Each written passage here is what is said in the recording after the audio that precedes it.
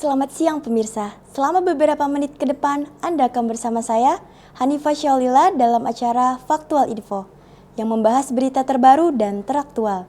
Seputar info kembali hadir di sela-sela aktivitas Anda, Kamis 2 November 2023. Berita hari ini adalah reaksi Jokowi hingga Ketua MK usai dilaporkan tuduhan KKN ke KPK.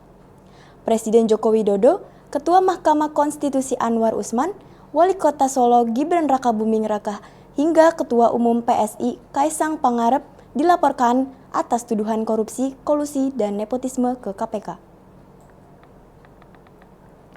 Seperti diketahui, pada Senin 23 Oktober 2023, Koordinator Tim Pembela Demokrasi Bangsa Erik Samuel Usman tak mau ambil pusing soal pihak yang melaporkan ke Komisi Pemberantasan Korupsi atas tuduhan nepotisme. Gibran pun meminta KPK menindaklanjuti laporan tersebut. Presiden Joko Widodo merespons laporan dirinya ke KPK atas dugaan kolusi dan nepotisme. Presiden Jokowi menyebut akan menghormati semua proses hukum yang ada. Menurut Presiden, laporan dugaan tindakan nepotisme atas dirinya merupakan proses demokrasi. Sebagai pihak terlapor, Presiden enggan berkomentar banyak. Di berita kedua pemirsa, ada fakta kasus pembunuhan ibu dan anak di Subang serta pengakuan Danu yang menghebohkan. Kasus pembunuhan ibu dan anak di Subang telah memasuki babak baru. Polda Jawa Barat telah menetapkan 5 orang sebagai tersangka kasus pembunuhan Tuti Suhartini dan Amalia Mustika Ratu di Jalan Cagak, Subang pada tahun 2021 lalu. Dari 5 tersangka hanya Danu yang mengaku dan kini jadi justice collaborator. Berikut adalah fakta-fakta pembunuhan ibu dan anak di Subang. Yang pertama adalah ditemukan di bagasi Alphard. Pada 18 Agustus 2021, warga Kabupaten Subang dikejutkan dengan temuan mayat ibu dan anak bersimbah darah di dalam bagasi mobil. Polisi memastikan mayat tersebut merupakan korban pembunuhan. Meski sudah memanggil beberapa saksi dan penyelidik terus berjalan. Namun, polisi masih belum bisa menangkap pelaku. Fakta yang kedua pemirsa, sudah 2 tahun lebih kasus ini belum juga terungkap. Kasus pembunuhan ini sudah lebih dari 2 tahun tak terungkap, meskipun telah diambil alih oleh Polda Jabar pada November 2021, kasus setelah pemeriksaan intensif selama 3 bulan terakhir, misteri pembunuhan satu persatu mulai terkuak. Polisi telah menetapkan 5 orang sebagai tersangka. Fakta yang ketiga adalah pengakuan Danu.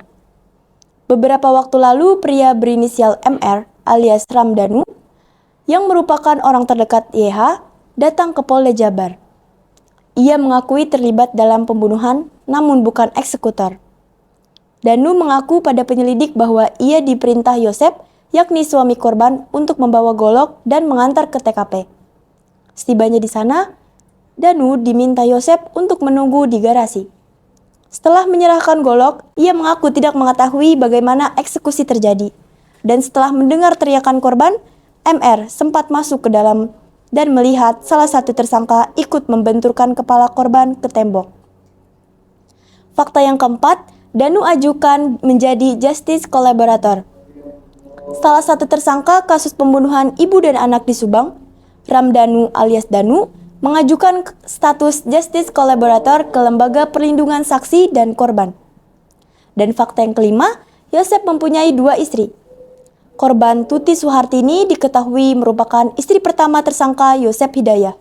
Dalam sebuah wawancara eksklusif di program Aiman di Kompas TV 2 tahun silam, Yosep membantah tudingan telah membunuh Tuti istri pertamanya. Ia pun menceritakan kronologi menjelang pembunuhan. Pada malam yang diduga waktu kejadian, Yosep mengaku bertemu dengan istri pertamanya, Tuti, sekitar pukul 9 malam. Namun, pada saat mau keluar, sang istri meminta agar pintu rumah diselot terlebih dahulu. Setelah itu, ia pergi menuju ke istri muda yakni Mbak Mimin. Sekitar pukul 9.30 malam, ia masuk ke kamar dan sudah tertidur. Keesokan pagi, sekitar pukul 7.15, ia pulang kembali ke rumah istri tua.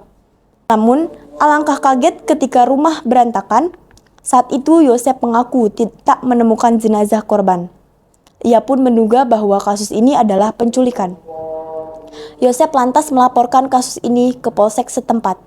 Namun, belakangan perkara ini berhasil dibongkar satu persatu.